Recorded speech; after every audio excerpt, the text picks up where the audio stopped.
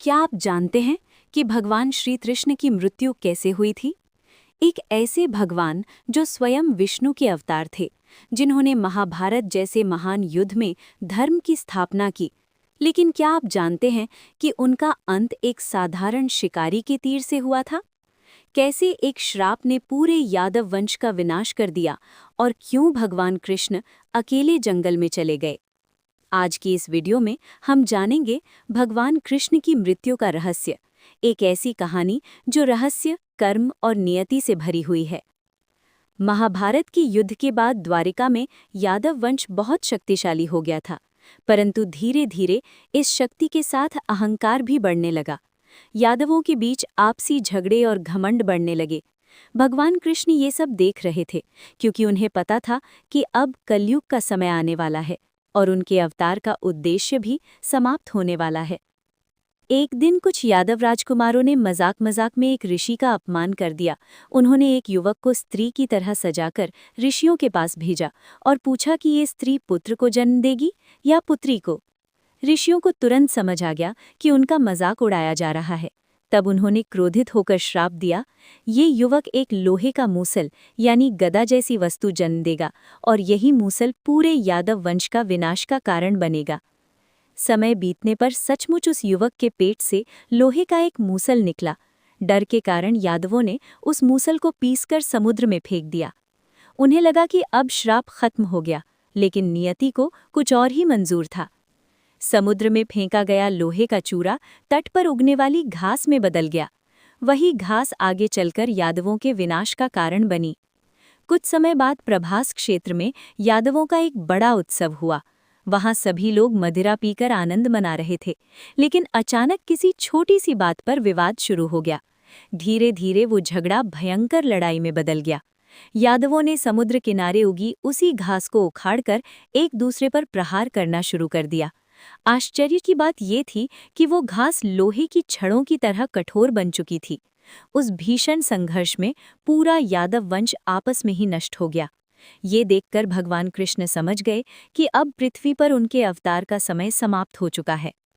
इसके बाद भगवान कृष्ण अकेले जंगल की ओर चले गए और एक पेड़ के नीचे बैठकर ध्यान करने लगे। उन्होंने अपने शरीर को विश्राम दिया और ध्यान में लीन हो गए। उसी समय एक शिकारी, जिसका नाम जरा था, जंगल में शिकार ढूंढ रहा था। दूर से जरा को कृष्ण का पैर हिरण के मुंह जैसा दिखाई दिया। उसे लगा कि झाड़ियों के बीच कोई हिरण बैठा है। उसने बिना सोचे समझे अपना तीर चला दिया। तीर जाकर भगवान कृष्ण के पैर में लगा। जैसे ही जरा पास आया, उसने देखा कि उसने किसी साधारण जीव को नहीं, बल्कि स्वयं भगवान कृष्ण को घायल कर दिया है। ये देखकर वो भय और पश्चाताप से कांपने लगा। वो तुरंत कृष्ण के चरणों में गिर पड़ा और बोला, प्रभु, मुझसे बहुत बड़ा अपराध हो गया, मुझे क्षमा कर दीजिए।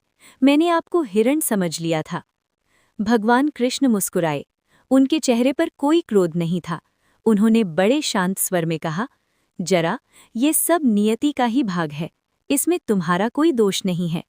दरअसल ये घटना भी एक पुराने कर्म से जुड़ी हुई थी।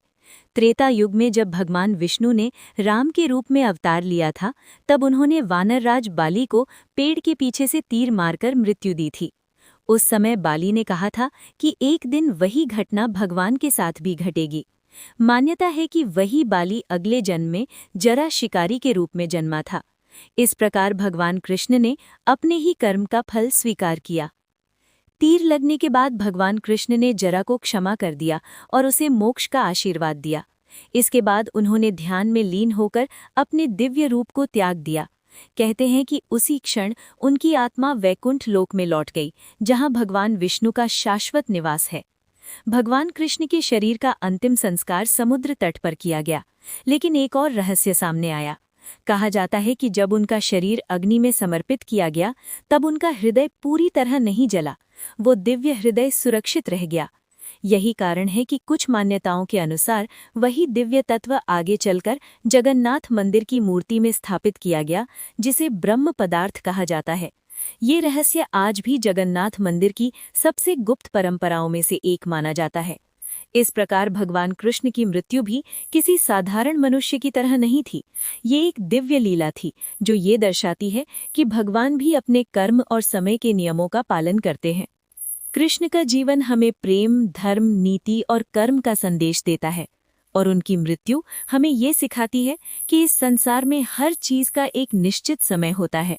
जब वो समय पूरा हो जाता है तब सबसे महान शक्तियां भी इस संसार से विदा ले लेती हैं।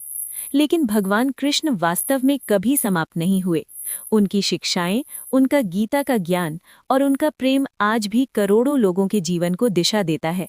इसीलिए कहा जाता है, कृष्ण केवल एक व्यक्ति नहीं बल्कि एक शाश्वत चेतना है जो युगों युगों तक जीवित रहती है।